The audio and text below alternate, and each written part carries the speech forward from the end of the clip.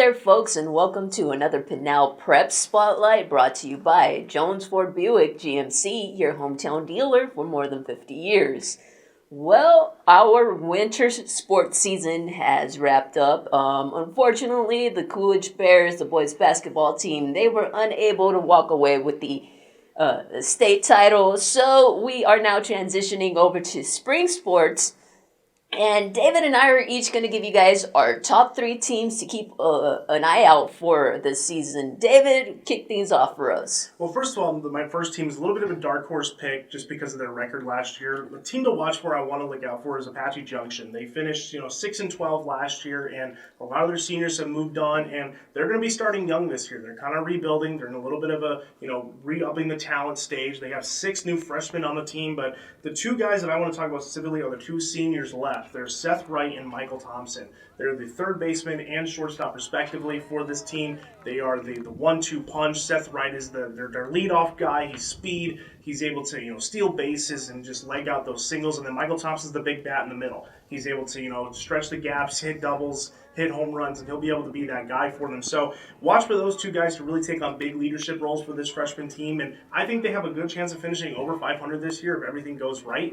And when it comes to pitching, they got Jacob Glazner. He's a junior who pitched very well in their opening game in the Memorial Tournament that was going on in Casa Grande Union last week. He pitched 6 1/3 innings, gave up 2 runs. So he's doing pretty well as a junior, and he could be a huge piece when it comes to the pitching side. So look out for Apache Junction. My next one's going to be Casa Grande. Casa Grande struggled just a little bit last year, and a lot of their talent, like I said, is a little bit depleted, but they have a great junior now in Cole Carmichael. He is a great sophomore. He was a great sophomore player last year. He's looking to build off that in his junior year. He batted .386 last year, so he's able to swing that bat and get base hits when he needs to. So look out for Casa Grande. And then finally, my top team I would say is going to be Poston Butte. Poston Butte competed in the semifinals of the 4A championships last year, and I think they could compete for a state championship last year. I think a little bit of that mojo from the football team is going to be left over and converts to the baseball season, and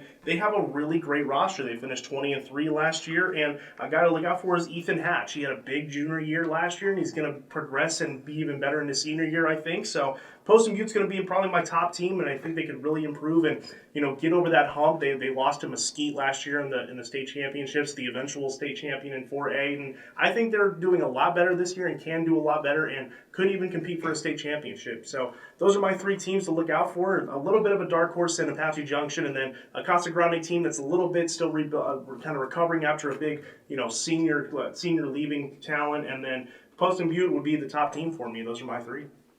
All right, so kind of continuing off of what David said, my top team is also Poston Butte. Now, last year, they had 2 really efficient aces in Colton Burko and Octavio Flores. So when you have those 2 guys, you don't really pay much attention to the relievers coming in, and they don't see a lot of action. However, these guys are showing so far this year through their 5 games that, hey, they are the real deal with Anthony Weekly, like David mentioned, Ethan Hatch, and also Tyler Child.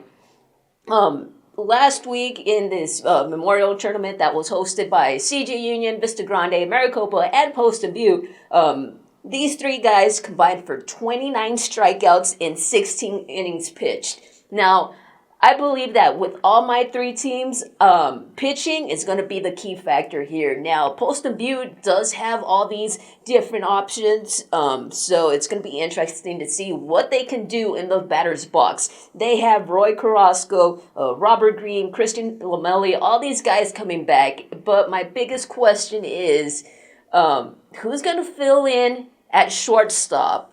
They graduated Junior Lopez, who was a staple for this Broncos team since he was a freshman. So it's going to be interesting to see who can take on that leadership role on the field and provide the defense and also the batting that he used to do for them. My second team is CG Union, as David mentioned.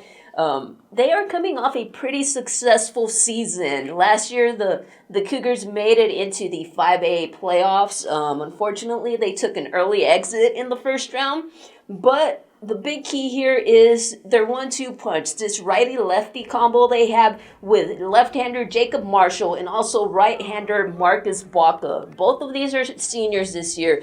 Baca did see a bit of time on the mound last year. Marshall, not so much because he was dealing with an injury, but look for these two guys to provide some added spark. Another guy returning on the mound is Austin Graphias.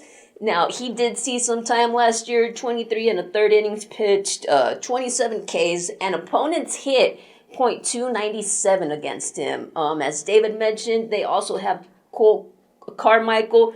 Offensively, this guy is... I'm looking at him to kind of lead the charge for the Cougars offensively. And lastly, my third team, contrary to David, is going to be Vista Grande. Now, I believe this is going to be an interesting season for the Spartans. For the past years, they have been very successful. Much like Post and Butte, they've had those deep postseason runs. However, early on this season, they have a somewhat young pitching staff, and in these first couple of games, you could see that inexperience, a little bit of nerves.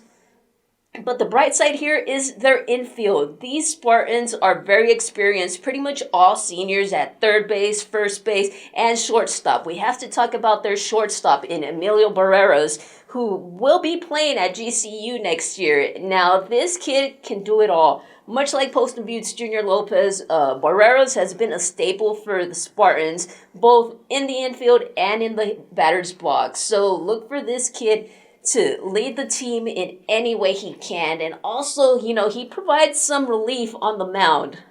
David, is there anything else you want to add?